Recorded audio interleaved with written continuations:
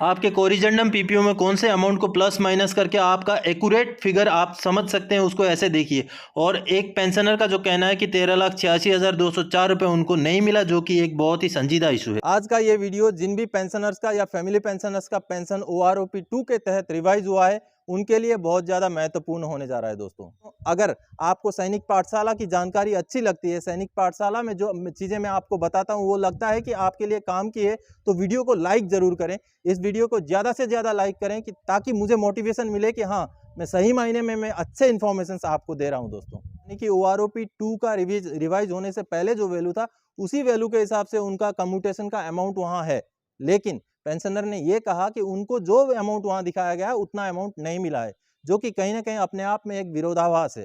तो दोस्तों अभी आप सब ने देखा कि कोरिजेंडम पीपीओ में अगर कोई गलती है तो आपने कैसे पकड़ना है। अगर नमस्कार, वंदे मातरम दोस्तों, स्वागत है आप सबका सैनिक पाठशाला में। आज का ये वीडियो जिन भी पेंशनर्स का या फैमिली पेंशनर्स का पेंशन OROP 2 के तहत रिवाइज हुआ है उनके लिए बहुत ज़्यादा महत्वपूर्ण होने जा रहा है दोस्तों जब आपका कोरिजेंडम पीपीओ जारी होता है तो वहां पर आप कुछ डिटेल्स चेक करते हैं या नहीं करते मुझे पता नहीं, लेकिन आपको अपना कोरिजेंडम पीपीओ में सारी डिटेल्स, सारी जानकारियां बारीकी से चेक करने की जरूरत है दोस्तों। आज एक डिफेंस पेंशनर ने मुझसे संपर्क किया। वो सिपाही रैंक में पेंशन आउट हुए थे और MSCP नायक का पेंशन ले रहे हैं। उन्होंने अपना कोरिजेंडम पीपीओ मुझे भेजा और उन्होंने ये बोला कि जो अमाउंट कम्यूटेशन का जो अमाउंट वहाँ बताया गया है उतना अमाउंट उनको नहीं मिला है, जो कि एक बहुत ही संजीदा इशू है। तो दोस्तों मुझे भी लगा कि इस चीज़ के ऊपर मुझे भी थोड़ा बहुत छानबीन करना चाहिए। तो मैंने उनका कोरिजेंडम पीपीओ लेके सारी डिटेल्स लेकर के उनका डेट ऑफ बर्थ, उनका सारा उनका एज उस समय कितना हो रहा था, सारा चीज़ करके जब कम्यूटेशन को मैंने कैलकुलेशन किया तो उनका जो पुराना वैल्यू था यानी कि OROP 2 का रिवाइज होने से पहले जो वैल्यू था उसी वैल्यू के हिसाब से उनका कम्यूटेशन का अमाउंट वहाँ है, लेकिन पेंशनर ने ये कहा कि उनको जो अमाउंट वहाँ दिखाया गया है उतना अमाउंट नहीं मिला है, जो कि कहीं ना कहीं अपने आप में एक विरोधाभास है। तो मैंने पेंशनर को ये भी बोला है कि हो सकता है आपको बीच में रिवाइज होकर के पैसा मिल गया हो और आपको पता ना चला हो, आपने ध्यान ना दिया हो। तो मैंने उनको अपना बैंक अकाउंट भी चेक करने की बात कही है, लेकिन अगर ऐसा हुआ है कि उनको जो कोरिजेंडम पीपीओ में जितना कम्यूटेशन का वैल्यू दिखाया गया है उतना अगर उनको नहीं मिला है तो ये एक बहुत बड़ा और बहुत ही संजीदा इशू है। तो आपको भी इस बारे में जो है कोरिजेंडम पीपीओ में चेक करने की जरूरत है। और अगर आपको कोरिजेंडम पीपीओ में जो पैसा दिखाया गया है आपका कम्यूटेशन का पैसा, वो अगर अमाउंट आपको नहीं मिला है तो आपको तुरंत ही CP ग्राम्स में या किसी तरीके से PCDA को अपना ग्रीवेंस जरूर भेजना चाहिए। और आप सबको बता दूं दोस्तों कि आपका कम्यूटेशन वैल्यू में या ग्रेचुइटी में बढ़े हुए OROP 2 के पेंशन का कोई भी मायने नहीं रखता, कोई भी उसका लिंक नहीं है। आपका जो कम्यूटेशन वैल्यू है वो जितना कट रहा था OROP 2 के बाद भी उतना ही कटते रहना चाहिए, और जो बढ़ोतरी हुई है पेंशन में वो आपका रेसिडुअल पेंशन यानी कि आपको जितना पेंशन मिल रहा है, जो पेंशन मिल रहा है उसमें ऐड होगा, ना कि कम्यूटेशन में वो जाएगा। कम्यूटेशन में उसका कोई मतलब नहीं है। और इन पेंशनर का भी मैंने जब कैलकुलेशन किया तो उनका पुराना पेंशन के हिसाब से भी ही कम्यूटेशन का जो है वैल्यू निकाला गया है।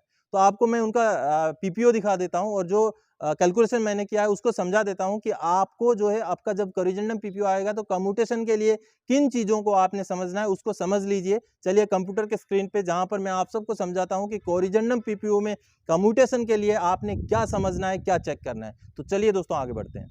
दोस्तों जिन पेंशनर ने मुझे अपना कोरिजेंडम पीपीओ भेजा था, ये वो कोरिजेंडम पीपीओ है जो स्पर्श से जारी किया गया है। देखिए कोरिजेंडम पीपीओ डिटेल्स आगे आप देखिए दोस्तों, ये सिपाही Y ग्रुप वाले हैं, जो कि आगे आप अगर पे लेवल देखेंगे लेवल 04 यानी कि नायक का पेंशन ले रहे थे।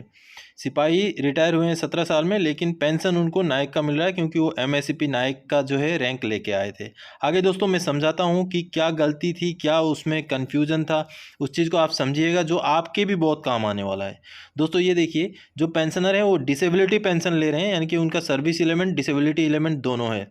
आप अब देखिए 20,107 रुपये ये 17 साल का नायक का जो है बढ़ा हुआ पेंशन है, और 6,033 रुपये जो कि 17 साल के नायक का बढ़ा हुआ डिसेबिलिटी एलिमेंट, ऊपर वाला सर्विस एलिमेंट नीचे वाला डिसेबिलिटी एलिमेंट, जिसका जो है शुरू वाला कम्यूटेड वैल्यू ये है और शुरू वाला ही कम्यूटेड ये सर्विस एलिमेंट का वैल्यू, ये डिसेबिलिटी एलिमेंट का वैल्यू ये है। अब इन दोनों के हिसाब से जब मैं कैलकुलेशन करता हूँ तो कम्यूटेशन का टोटल अमाउंट ये निकलता है, बिल्कुल करेक्ट है, 13,86,204 रुपये। 13,86,204 रुपये निकलता है, जो कि सही कैलकुलेशन है दोस्तों। इसका कैलकुलेशन में आगे आपको दिखाऊंगा कि कैसे मैंने कैलकुलेट किया है। अब आगे जो बात समझनी है वो आप समझिएगा, जो कि आपको अपने कोरिजेंडम पीपीओ में भी चेक करना है दोस्तों। अब ये देखिए, इन्होंने जो कम्यूटेशन लिया था 50% के हिसाब से लिया था, जो उनका अमाउंट इतना बना था 13,86,204 रुपये। अब उनका जो पुराना पेंशन था ये था, ओआरओपी लागू होने से पहले का पुराना पेंशन ये था, जिसका आधा यानी कि कम्यूटेशन के लिए जो इस्तेमाल होता है ये था उनका 9,738 रुपये। और ये था उनका डिसेबिलिटी एलिमेंट, जिसका आधा उन्होंने कम्यूट किया था, यानी कि ये 2,922 रुपये उनका कम्यूटेड। अब इन दोनों को कम्यूटेशन को जब हम हिसाब करते हैं, दोनों का कैलकुलेशन बिल्कुल फॉर्मूले के उनके एज के हिसाब से, तो ये निकलता है 13,86,204 रुपये, बिल्कुल सही है। अब आपने ये चीज़ चेक करना है, लेकिन पेंशनर ये बता रहे हैं कि ये वाला अमाउंट उनको नहीं मिला है, 13,86,204 रुपये। अब देखिए दोस्तों, ये बढ़ा हुआ पेंशन है 20,107 रुपये, 20,107 रुपये, और बढ़ा हुआ डिसेबिलिटी एलिमेंट उनका है 6,033 रुपये।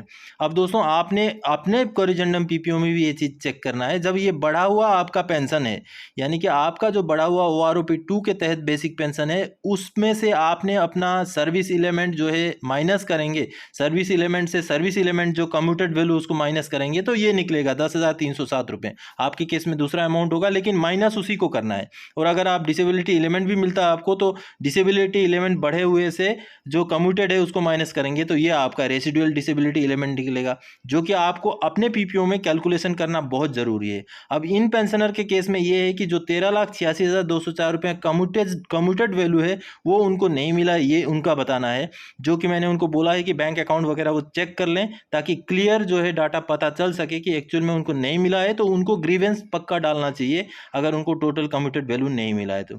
अब आगे आपको मैं कैलकुलेशन दिखाता हूं दोस्तों, कैसे मैंने कैलकुलेट किया इस फॉर्म। ये देखिए, ये रहा कम्यूटेशन का फॉर्मूला, जिसको मैंने प्रॉपर कम्यूटेशन के फॉर्मूले के हिसाब से उन जो पेंशनर ने मुझे डाटा भेजा उनका एज के हिसाब से मैंने चेक किया है, कैलकुलेट किया है, जिसको आप भी इस फॉर्मूले में चेक कर सकते हैं दोस्तों।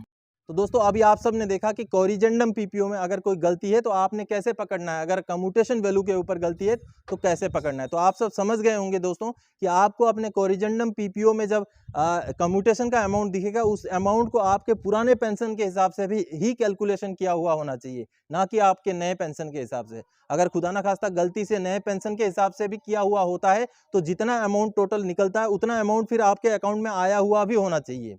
तो दोस्तों, हालांकि ऐसी गलती जो इन पेंशनर ने जो बोला, ऐसी गलती पीसीडीए की तरफ से नहीं होती है, लेकिन खुदा ना खास्ता गलती से भी अगर एक पेंशनर का भी ऐसा गलती हुआ हो, जितना उनको कम्यूटेशन का वैल्यू मिलना है उतना ना मिला हो, तो ये एक बड़ी बात हो जाएगी। और एक पेंशनर का लाखों का घाटा होना एक बहुत बड़ी बात होती है, क्योंकि डिफेंस पेंशनर या डिफेंस एम्प्लॉय की जो कमाई होती है वो बहुत ही गाढ़ी मतलब मेहनत की कमाई होती है दोस्तों। तो दोस्तों, मुझे लगा कि कोरिजेंडम पीपीओ के ऊपर चूंकि ये सवाल उठा था, पेंशनर ने मुझसे किया था, तो मुझे लगा कि ये सारी चीज़ें आप सब से शेयर करना ज़रूरी है, क्योंकि ताकि आप सब भी अपना कोरिजेंडम पीपीओ चेक कर सकें। तो दोस्तों, अगर आपको सैनिक पाठशाला की जानकारी अच्छी लगती है, सैनिक पाठशाला में जो चीज़ें मैं आपको बताता हूँ वो लगता है कि आपके लिए काम की है, तो वीडियो को लाइक ज़रूर करें। इस वीडियो को ज़्यादा से ज़्यादा लाइक करें, कि ताकि मुझे मोटिवेशन मिले कि हाँ, मैं सही मायने में मैं अच्छे इन्फॉर्मेशन आपको दे रहा हूँ दोस्तों। कोरिजेंडम पीपीओ के ऊपर इसी जानकारी को लेकर इस वीडियो में आया था। आगे और कोई जानकारी आपसे सरोकार रखने वाला विषय लेकर मैं फिर से हाजिर हो जाऊंगा। तब तक के लिए जय हिंद दोस्तों।